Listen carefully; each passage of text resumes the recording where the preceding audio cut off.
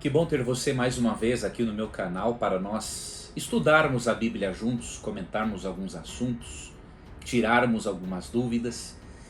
E eu queria dizer para você que nos próximos 4 vídeos eu vou falar sobre alguns aspectos da teologia católica apostólica romana.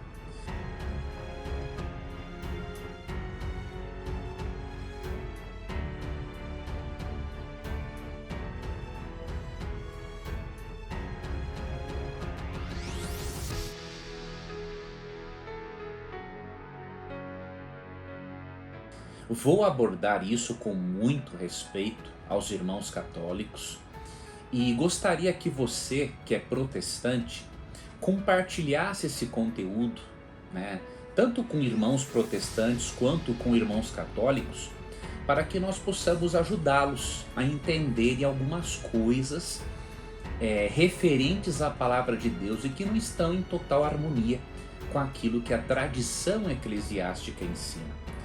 Então hoje eu quero gravar um vídeo sobre os livros apócrifos e explicar a você por que esses livros apócrifos, ou chamados de deuterocanônicos pelos irmãos católicos, por que esses livros não podem ser considerados inspirados. Então este é o vídeo de hoje. O próximo vídeo eu vou abordar sobre a base histórica e filosófica para a adoração ou veneração de imagens e relíquias. Você vai ver que existe uma base especialmente filosófica para isso. Então precisamos fazer esta análise e sabermos respondê-la se quisermos ajudar um irmão católico a compreender aquilo que a Bíblia realmente ensina. E depois eu vou apresentar para você 13 razões para não venerarmos os santos representados por ícones ou imagens. Essas 13 razões serão 13 razões bíblicas. E o último vídeo, o quarto desta série, aparições de Maria ou outros santos.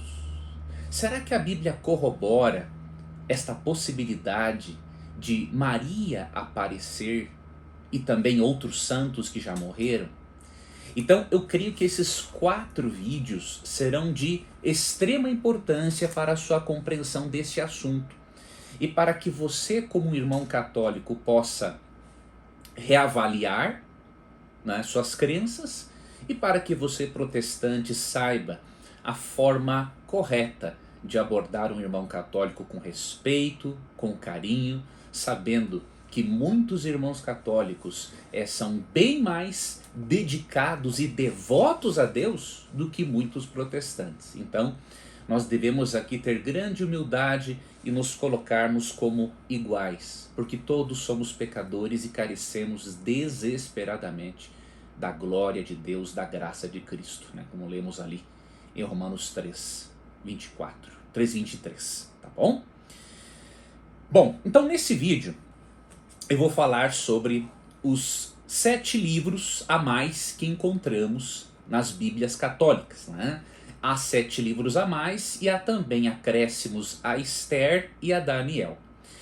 No momento eu vou ler as citações dos livros apócrifos, como se encontram na tradução ecumênica da Bíblia, e vou comparar citações dos livros apócrifos com citações bíblicas dos livros realmente inspirados, para você ver a diferença doutrinária entre ambos.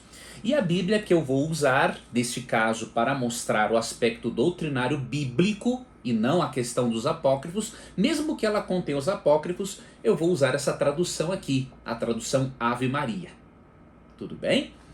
Então, quando eu for comparar os livros apócrifos com os livros realmente inspirados da Bíblia, aí eu vou fazer uso dessas duas versões para nós vermos se há, como dizem alguns teólogos católicos, harmonia entre os apócrifos ou deuterocanônicos e a Bíblia, como demais escrituras, tá? Bom, os protestantes chamam os livros a mais, né, esses 7 livros a mais, de apócrifos, que significa oculto, escondido, depois eu vou lhe mostrar o porquê. E os irmãos católicos chamam de esses livros de deuterocanônicos, né, que significa outro cânon, um cânon diferente que depois foi reconhecido como inspirado e oficializado pela igreja. E nós vamos analisar então um pouco da história de como esses livros surgiram e foram parar nas Bíblias. E vamos ver aqui razões para não aceitarmos tais livros como inspirados, mesmo que eles tenham valor histórico e até de sabedoria. Tá? Então eu já li os apócrifos e percebi, por exemplo, que no livro de sabedoria, e especialmente no livro de Sirácida, não é?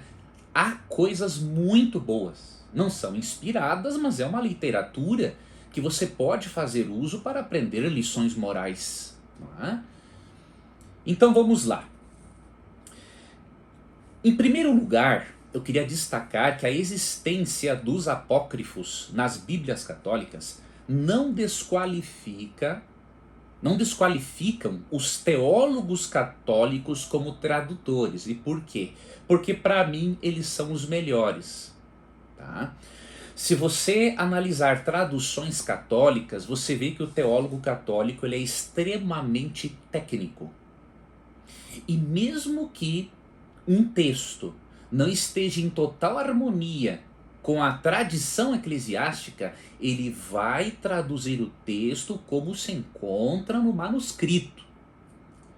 Então, para mim, o teólogo católico está entre os melhores, se não for o melhor tradutor de Bíblias. Então, esta é a minha opinião. Tá? E, em segundo lugar, eu quero que você tenha em mente que, além da existência dos apócrifos não desqualificar um teólogo católico que é tradutor, né, excelente tradutor por sinal, os livros apócrifos são importantes fontes históricas, né, de como era o judaísmo nos tempos antigos. Especialmente Macabeus fala do período do judaísmo na época helenística. Né? Então, não podemos dizer que os apócrifos não têm nenhuma importância. Tem importância histórica, não é? E cultural. Nós podemos conhecer mais aspectos da época por meio dos apócrifos. Tá? Bom, a palavra apócrifo na língua grega significa aquilo que está oculto, escondido, ou pode significar também aquilo que é difícil de entender. Tá? Então, alguns autores atribuem esse título apócrifo, ou seja, aquilo que está oculto, em referência aos autores. Né? Mesmo, por exemplo, que alguém tenha se identificado com Tobias, não foi Tobias quem escreveu este livro. Então, a autoria está oculta. Tá? Deuterocanônico, né? Deuter significa diferente. Né? Lembra do livro de Deuteronômio, né? Outra lei, segunda lei. Então, deuterocanônico seria uma segunda lista, né, de livros inspirados num segundo momento. Foram oficializados, na verdade, num segundo momento pela igreja. Tá? Mas não faziam parte da Bíblia, por exemplo, de Jesus, da Bíblia, da lista de livros inspirados da Bíblia hebraica, diríamos assim. Tá? Eu prefiro a primeira definição. Eu prefiro chamar esses livros de apócrifos e não de deuterocanônicos. Por duas razões. Uma razão histórica e também por uma razão teológica. Então vamos ver a razão histórica primeiro, para depois irmos para a razão teológica. A razão histórica que me leva a aceitar esses livros como apócrifos, né, como ocultos, né, como escondidos, como não inspirados. Primeiro, tais livros eles foram produzidos durante os 2 últimos séculos antes de Cristo. Então são livros realmente antigos. No 4º século, São Jerônimo, a pedido do Papa Dámaso, iniciou uma revisão das Bíblias que acabou originando a Vulgata Latina. E na Vulgata Latina, por volta do século IV, por algum motivo, Jerônimo acrescentou os livros apócrifos na Vulgata Latina. E a partir de então, eles aparecem nas Bíblias católicas até hoje. Tá? E aparecem também, de modo diversificado, na Septuaginta, que é a tradução dos 70. Ok? Agora, uma coisa interessante é que Jerônimo, mesmo tendo introduzido os livros apócrifos na sua Vulgata Latina, ele não definiu esses livros como canônicos. Olha que interessante. Isto é, para Jerônimo, eles poderiam ser lidos como livros sem fundamento doutrinário, não poderiam ser lidos como livros bíblicos inspirados, né? E obviamente não poderiam ter fundamento doutrinário. De acordo com o Dr. Rodrigo Silva, né, no seu livro A Bíblia de Aleph a Ômega, autores, além de São Jerônimo, né, que escreveu a Vulgata Latina, além dele não ter reconhecido os apócrifos como fonte doutrinária e como inspirados, há outros autores, autoridades católicas, não é, que também mantinham a mesma opinião de Jerônimo, mesmo que fossem católicos e obviamente defendessem a doutrina católica. Então alguns dos autores, né, que o Dr. Rodrigo Silva cita são João Damasceno, o Papa Gregório Magno, que também não aceitava os apócrifos como inspirados, Nicolau de Lira, Tostado e outros eruditos, né, católicos que acabaram não reconhecendo esses livros como inspirados. Continuando nas razões, na razão histórica para eu rejeitar os apócrifos como inspirados ou regra de fé e doutrina, em 1540, o reformador Andreas Carla, ele, munido, né, do Prólogos de Jerônimo, né, o prólogo com que ele escreveu a respeito de sua Bíblia, este reformador ele afirmou em seu De Canonicis Scripturis Libellus que aqueles livros, ou seja, os apócrifos, deveriam ser banidos das Bíblias cristãs. A Igreja Católica, vivendo na época da Contra-Reforma, tinha que tomar uma posição. Então o que a Igreja fez? Ela respondeu a esta opinião do reformador Andrés e oficializou os livros católicos em seu cânon. E cânon quer dizer lista, né, de livros inspirados. Então, no Concílio de Trento, né, realizado em 8 de abril de 1546, né, oficializou-se que tais livros a mais deveriam fazer parte das Bíblias aprovadas pelo Papa. Tá? E por que isso? Foi uma maneira de responder à reforma, porque os reformadores diziam, olha, as doutrinas católicas, boa parte delas não tem base bíblica. Então como que os contra-reformistas, diríamos assim, reagiram? Colocaram os livros apócrifos simplesmente porque esses livros apoiam algumas das doutrinas católicas que não são apoiadas nas demais escrituras, nas escrituras inspiradas propriamente ditas, né? Então o que acontece? Para poder refutar esse argumento protestante de que não há base bíblica para doutrinas católicas como intercessão dos santos, oração pelos mortos, purgatório e entre outras, então introduziu-se esses livros, né, na Bíblia, nas Bíblias de modo oficial em 8 de abril de 1546 do Concílio de Trento. Foi Lutero, Martinho Lutero, o grande reformador, quem primeiramente denominou esses livros como apócrifos lá no século XVI, principalmente, né, por conterem ensinos defendidos pela Igreja e não pela Bíblia. Tá? Bom, nós vimos aqui um pouco da parte histórica que me leva a ter os livros apócrifos como apócrifos e não deuterocanônicos, né, não como um segundo cânon. Porque nós percebemos que isto ocorreu num processo, né, de contra-atacar a reforma. Tá? Agora nós vamos entrar na segunda razão que me leva a rejeitar os apócrifos como inspirados, né, que é a razão teológica, tá? Existe uma razão teológica, óbvio, para rejeitarmos esses livros como apócrifos, como inspirados, além dessa razão histórica que eu mostrei para você, tá?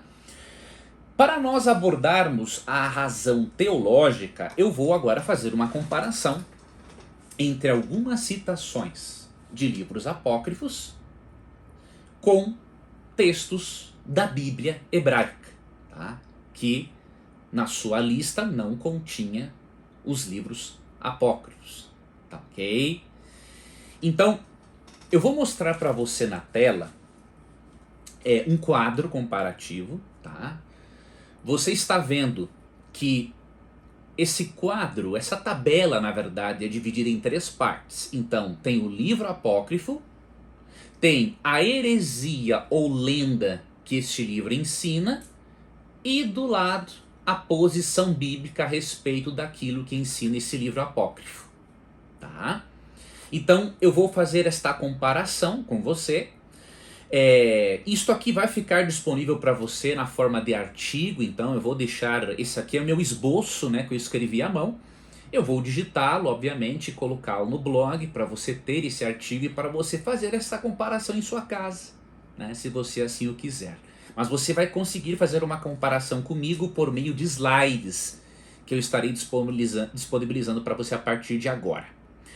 Bom, vamos comparar então, o primeiro texto que vamos comparar é Tobias capítulo 5, versos 12 a 14, com João 8,44. Então, eu vou pegar os livros apócrifos como se encontram na TEB, Tradução Ecumênica da Bíblia, e o texto bíblico propriamente inspirado, eu vou pegar aqui na tradução Ave Maria, tá? Como eu mencionei antes. Então, eu vou comparar Tobias capítulo 5, versos 12 a 14, com João 8,44. Então, deixa eu abrir aqui na tradução Ave Maria, em João 8,44. E aí nós podemos fazer a comparação, a primeira comparação entre um livro apócrifo, ou seja, não inspirado, com um livro inspirado, como por exemplo o Evangelho de João. No livro de Tobias, no capítulo 5, dos versos 12 a 14, nós percebemos uma heresia.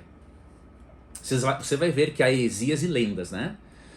Você vai ver aqui que um anjo bom mente. Vamos ler. Vamos ler a partir do versículo 4. Tobias foi à procura de alguém que o pudesse acompanhar até a Média e conhecesse bem o caminho. Ao sair, deu com o anjo Rafael em pé diante dele, mas não suspeitou que fosse um anjo de Deus. Disse-lhe: amigo, de onde és? Disse-lhe o anjo: eu sou um filho de Israel, um dos teus irmãos, e vim em busca de trabalho. Veja, um anjo mentindo. Tobias disse-lhe: conheces o caminho para ir à Média? O anjo disse-lhe: sim, tenho ido lá com grande frequência. Conheço de cor todos os caminhos. Fui à Média muitas vezes e hospedava-me em casa de Gabael, nosso irmão, que mora em Rages da Média. Então, na verdade, não é Tobias 5, 12 a 14, é Tobias 5, 4 a 6, tá? Então você percebe aqui o anjo Rafael mentiu para Tobias que ele era um dos filhos de Israel. Só que é impossível um anjo de Deus mentir, porque senão ele estaria pecando. E em João 8,44, olha o que nós lemos agora no livro inspirado. Vós tendes como pai o demônio, e quereis fazer os desejos do vosso pai. Ele era homicida desde o princípio e não permaneceu na verdade, porque a verdade não está nele. Quando diz a mentira, fala do que lhe é próprio, porque é mentiroso e pai da mentira. Então você viu o contraste? Enquanto um apócrifo diz que o anjo Rafael mentiu, a Bíblia diz que a mentira só parte do diabo e dos demônios. Então isso aqui é uma heresia, né? Essa é a primeira razão teológica para você, obviamente, não aceitar um apócrifo como inspirado, tá? Outro detalhe, você acredita que em Tobias, no capítulo 6, dos versos 4 a 8, né? Deixa eu fazer aqui uma pequena alteração só para depois eu colocar o texto digitado corretamente para você. Aqui. Tobias 6, 4 a 8. Qual é a heresia que é ensinada? Você acredita que é ensinado aqui um ritual de feitiçaria? Dá uma olhada aqui. Tobias 6, 4 a 8. O anjo disse-lhe, veja, um anjo ensinando isso. Abre-o, falando de um peixe, tá? Abre-o e extrai-lhe o fel, o coração e o fígado. Põe-nos à parte, depois joga fora as entranhas. De fato, este fel, este coração e este fígado são muito úteis como remédios. Bom, primeiramente, isso aqui como remédio é estranho, né? O moço abriu o peixe, recolheu o fel, o coração e o fígado. A seguir assou o resto, que comeu, e pôs uma parte a salgar. Ambos prosseguiram caminho juntos até as proximidades da Média. Então o moço fez ao anjo esta pergunta: Azarias, meu irmão, que remédio existe no coração e no fígado do peixe e no seu fel? Ele respondeu, preste atenção: o coração e o fel do peixe, se fizeres subir a sua fumaça diante do homem ou da mulher que um demônio ou mau espírito atacam, toda investida será afastada, ficará libertado para sempre.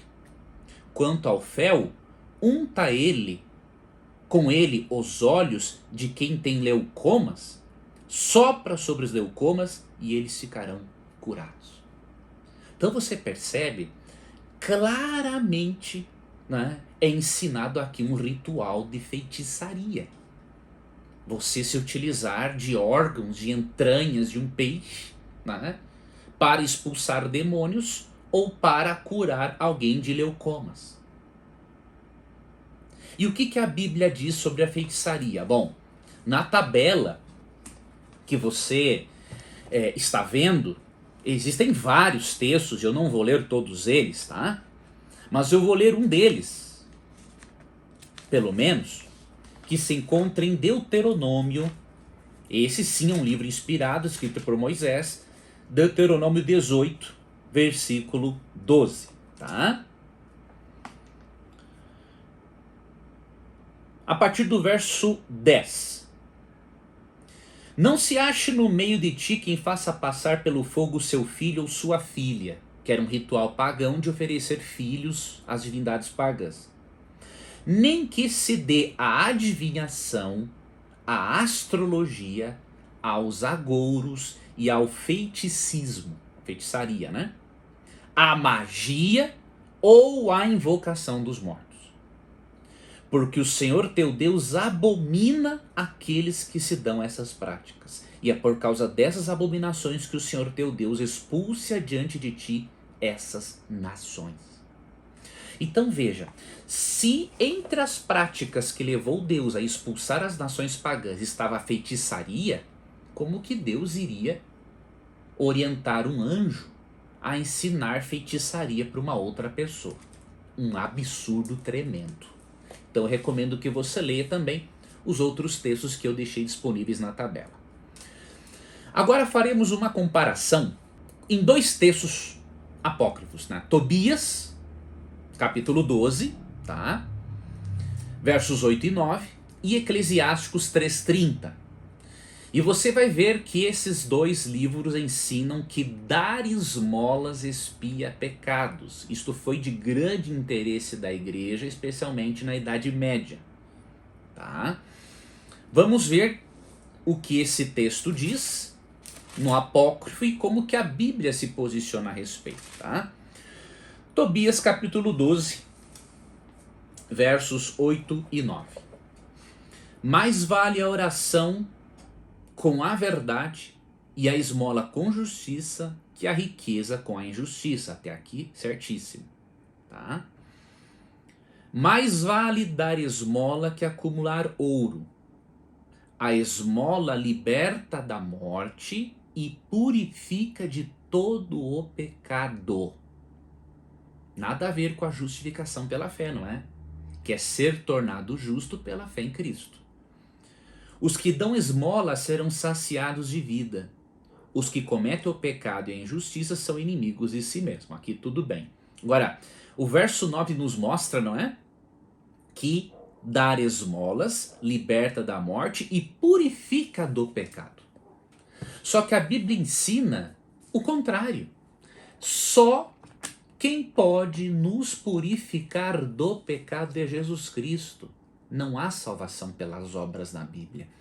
As obras fazem parte, sim, de uma vida santificada pelo Espírito, só que elas são o resultado de um coração transformado pela graça, e não um meio de se obter o favor de Deus, né? Então, em nenhum texto bíblico você aprende que dar esmolas purifica a pessoa dos seus pecados, mas em nenhum mesmo, tá? Mas pelo contrário, aqui em 1 Pedro 1, 18 e 19, olha como o texto é claro. Diz o seguinte: porque vós sabeis que não é por bens perecíveis, como a prata e o ouro, que tendes sido resgatados de vossa vã maneira de viver. Olha que interessante, veja como é bem diferente do que ensina lá Tobias 12. Recebida por tradição de vossos pais, mas pelo precioso sangue de Cristo, o Cordeiro imaculado e sem defeito algum, aquele que foi predestinado antes da criação do mundo e que nos últimos tempos foi manifestado por amor de vós. Então aqui é dito que nós não somos resgatados dos nossos pecados, da vã maneira de viver, através de prata ou de ouro, mas unicamente pelo precioso sangue de Cristo. Não há meio termo. Ou você aceita o que Tobias diz, ou você aceita o que 1 Pedro 1, 18 e 19 diz. E um outro texto aqui, 1 João 1, 7 a 9, que também é muito claro em nos mostrar que o livro de Tobias realmente está contra a palavra de Deus. 1 João 1, 7 a 9. Se porém andarmos na luz, como ele mesmo está na luz, Jesus, temos comunhão recíproca uns com os outros. E o sangue de Jesus Cristo, não as esmolas, o sangue de Jesus Cristo, seu Filho, nos purifica de todo pecado. Se dissermos que não temos pecado, enganamo-nos a nós mesmos e a verdade não está em nós.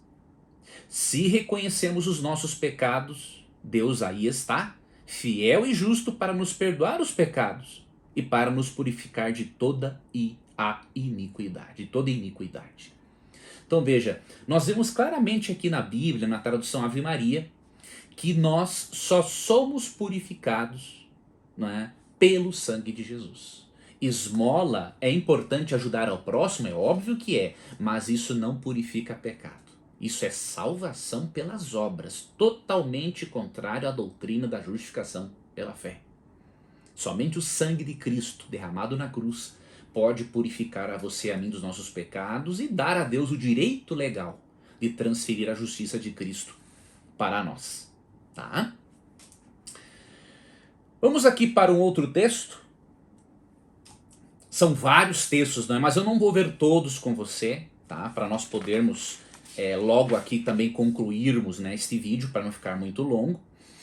Mas eu vou fazer menção aqui a alguns e aí vou ler mais um ou dois para nós irmos para a parte final.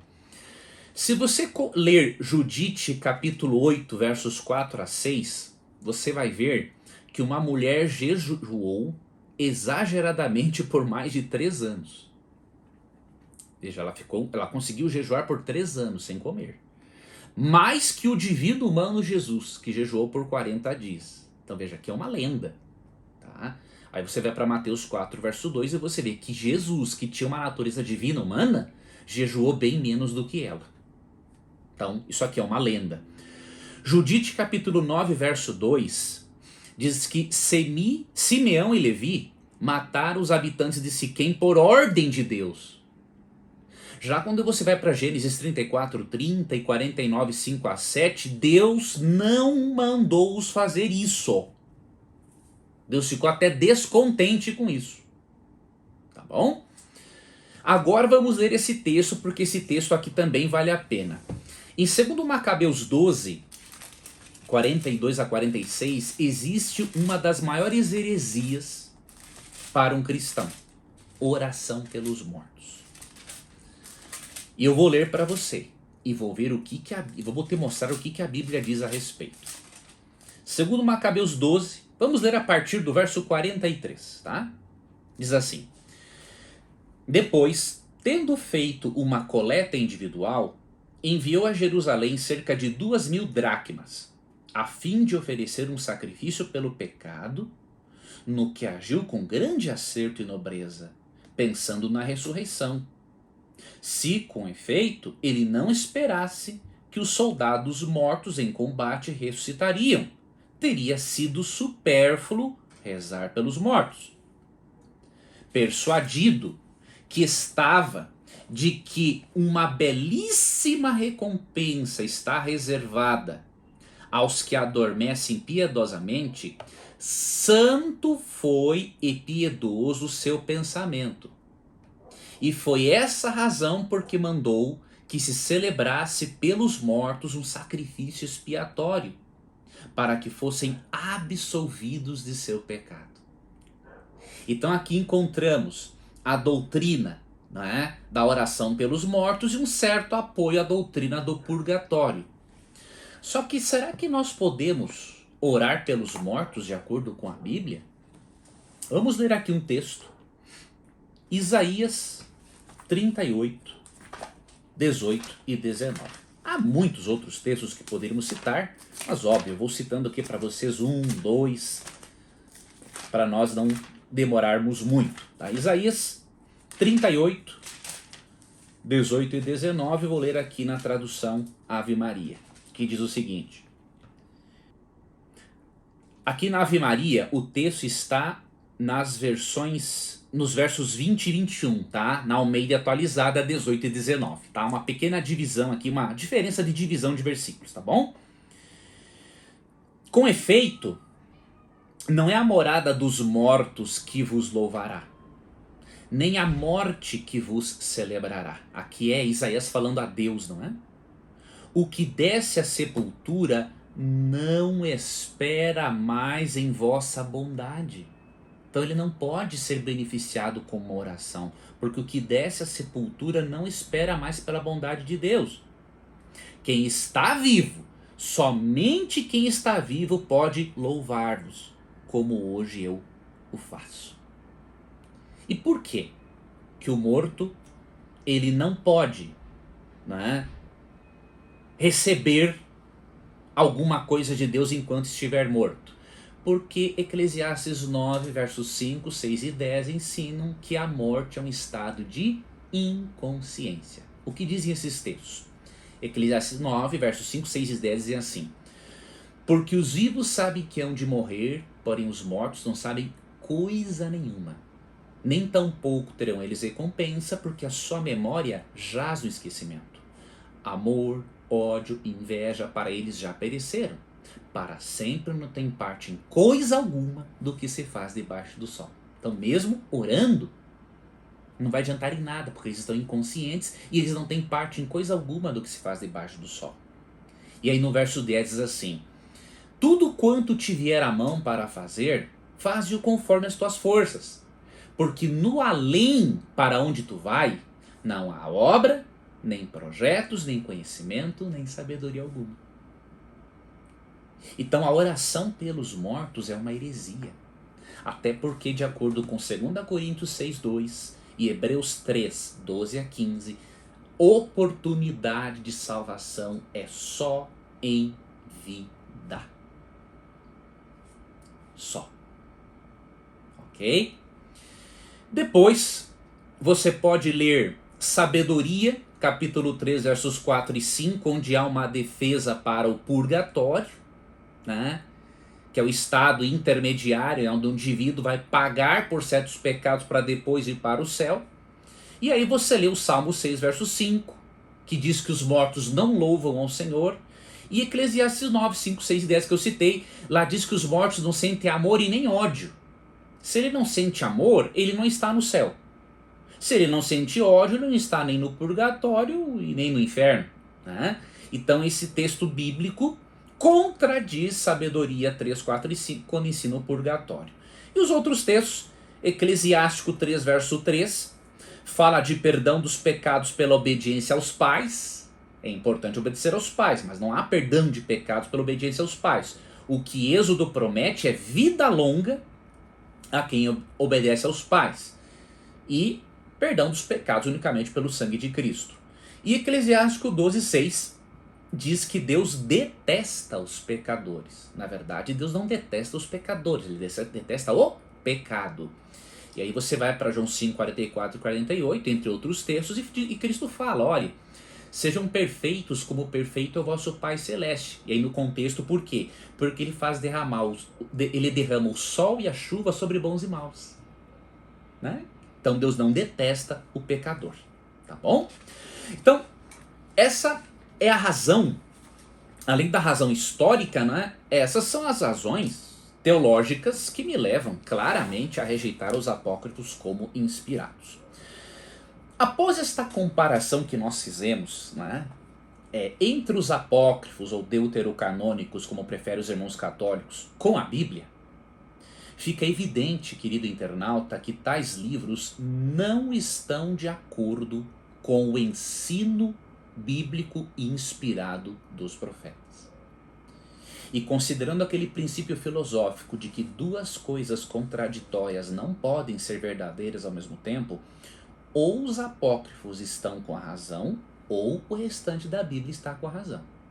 Eu prefiro ficar com o restante da Bíblia, até porque quando Cristo citava as Escrituras, ele citava o Antigo Testamento. Ele não fazia questão de citar, por exemplo, ele até conhecia, obviamente, os apócrifos, mas ele nunca utilizou o apócrifo dizendo assim, ó, está escrito. Quando ele disse está escrito, sempre em referência aos livros do Antigo Testamento. Até mesmo, para você ter uma ideia, até mesmo o cardeal Caetano. Quem foi o cardeal Caetano? Foi um dos mais importantes opositores de Lutero no período da Reforma e Contra-Reforma. Até este cardeal, comissionado pela Igreja Católica para refutar os ensinos do protestantismo, ele escreveu um comentário dedicado ao Papa. E o que ele diz nesse comentário? Neste comentário dele, né, um comentário do Antigo Testamento, tá? Neste comentário ele apresenta a opinião dele de por que os apócrifos ou deuterocanônicos não serem considerados inspirados e muito menos canônicos. Tá? Então, nesse comentário dele do Antigo Testamento, né, o cardeal Caetano, mesmo sendo um opositor, né, ao protestantismo, ele reconheceu que apócrifos ou deuterocanônicos não são inspirados e não podem fazer parte da Bíblia. Tá? Estou aqui finalizando. O outro argumento, né, contra a canonização dos apócrifos encontramos no fato de o Novo Testamento não reconhecer tais livros como inspirados por Deus. Tá? Os autores inspirados por Deus, eles não fazem menções diretas de qualquer desses livros usando a fórmula, né, como eu falei, está escrito. Não há isso. Tá? Cristo fazia isso em relação ao Antigo Testamento e demais autores neotestamentários, mas não vemos eles utilizando o está escrito segundo Tobias, segundo Macabeus, segundo Judite, segundo Sabedoria e por aí vai. Tá? E nem usaram no Novo Testamento uma expressão como, por exemplo, como declarou o profeta Tobias. Como declarou o livro de Macabeus. Não há isso. Tá? Alguns teólogos pensam que há alguma hipótese de haver citações ou alusões indiretas aos livros apócrifos em algum ou outro trecho, não é? Do Novo Testamento. Mas isso, de forma alguma, provaria que o livro apócrifo é inspirado, simplesmente e no máximo provaria que o autor bíblico conhecia tais livros e que não os considerava como parte da palavra de Deus. Tá? Veja, por exemplo, o cânon, ou seja, a lista de livros inspirados, utilizado por Jesus quando ele deu o seu estudo bíblico para explicar aos discípulos do caminho que estavam na estrada de Emaús sobre a sua morte e ressurreição, do que era composta a Bíblia de Jesus. E é esta Bíblia que você deve usar, né? Além, obviamente, dos escritos do Novo Testamento, que, de acordo com Pedro, né, em 1 Pedro 3, 15, 16, os escritos de Paulo fazem parte das demais escrituras. Tá? Mas o cânon de Cristo, a lista de livros de Cristo, não estava nenhum apócrifo. Diz assim, ó, Lucas 24, 27. Começando por Moisés, discorrendo por todos os profetas, expunha-lhes o que a seu respeito constava em todas as escrituras. E no verso 44, a seguir Jesus lhes disse: são estas as palavras que eu vos falei, estando ainda convosco. Importava que se cumprisse tudo o que de mim está escrito na lei de Moisés, que são os 5 primeiros livros da Bíblia, nos profetas, o restante do Antigo Testamento, e nos Salmos. Então lhes abriu o entendimento para compreenderem as Escrituras. Então Cristo utilizou-se de todo o Antigo Testamento, menos dos livros apócrifos, para abrir o entendimento dos discípulos, para eles compreenderem as Escrituras e o que elas diziam sobre a morte e ressurreição de Cristo. E eu finalizo mostrando para você uma coisa importante. Até o livro de Macabeus, no capítulo 9, verso 27, ele reconhece que ele não era um livro inspirado. Tá? O que diz aqui? Reinou então em Israel uma opressão como não houve outra, desde o final dos tempos dos profetas. Então, quando o autor escreve Macabeus, ele reconhece que o dom profético não estava mais em ação naquele tempo. Então, obviamente, ele não se reconhece como sendo inspirado. Isso é bastante claro, isso é bastante óbvio.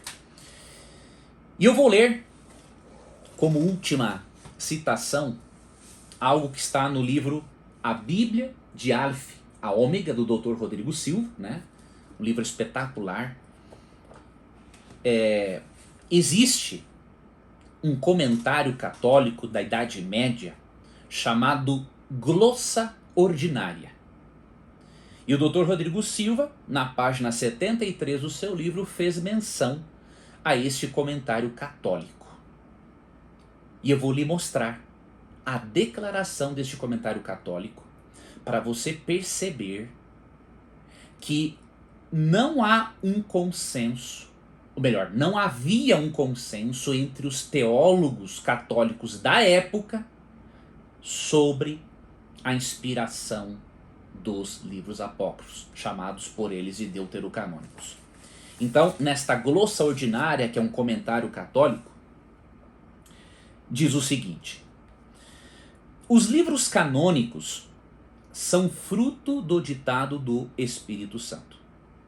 Não sabemos, no entanto, em que tempo e por quais autores os não canônicos ou apócrifos foram produzidos. Desde, porém, que eles sejam proveitosos e úteis e não contenham qualquer contradição com os demais livros canônicos, é permitido à Igreja lê-los para a sua devoção e edificação. Sua autoridade, contudo, não é considerada adequada naqueles assuntos que ainda são dúbios, nem servem para confirmar a autoridade eclesiástica de um dogma, como o bem-aventurado Jerônimo declara em seu prólogo ao livro de Judite, e também aos livros de Salomão. Por outro lado, os livros canônicos possuem tal autoridade, que tudo que está contido neles é para ser considerado uma firme verdade e um assunto indiscutível. Então, nesse comentário católico do período medieval, vemos que até mesmo entre os teólogos católicos não havia um consenso quanto à aceitação desses livros, e eles reconheciam que somente os livros bíblicos inspirados deveriam ter autoridade doutrinária. Eu creio que não foi por acaso que o Espírito Santo inspirou Paulo, né, a escrever isto aqui que está em 1 Coríntios capítulo 4, verso 6.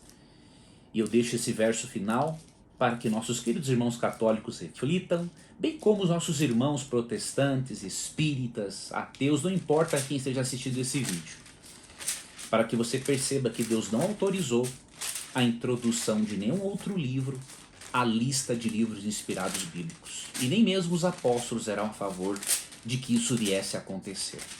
Então, mesmo falando num outro contexto, eu creio que esse texto de Paulo se aplica muito bem a este caso. 1 Coríntios 4,6, na versão Almeida Revista Atualizada.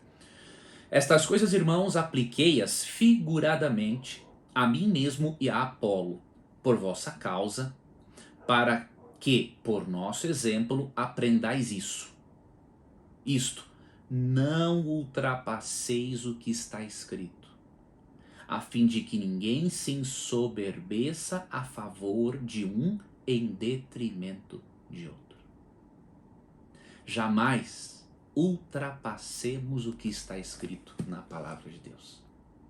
Se ultrapassarmos o que está escrito na palavra de Deus, nós vamos colocar para dentro da nossa mente a palavra do ser humano que não transforma, ao invés da palavra de Deus que realmente transforma. Essas então são as razões históricas e teológicas para rejeitarmos os apócrifos ou deuterocanônicos como inspirados, como regra de fé, como norma de doutrina e prática. Nos próximos vídeos, então, falaremos sobre as imagens, relíquias, adoração a Maria, aparições de Maria e outros santos. Eu espero que você, meu querido irmão católico, não tenha se sentido ofendido. Nós estamos aqui discutindo ideias, não estou aqui discutindo a sua sinceridade como cristão católico, como sacerdote, como catequista, como membro da igreja, em hipótese alguma, tá? Nós estamos aqui analisando ideias, doutrinas e não pessoas, tá bom? Eu espero continuar tendo a sua companhia. Pode escrever aqui nos comentários aquilo que você crê que refuta o que eu estou dizendo. Vai ser uma satisfação para mim selecionar a sua contra-resposta e nós continuarmos aqui num bom e educado debate. Que Papai do Céu guarde a todos, um abração e até o nosso próximo vídeo.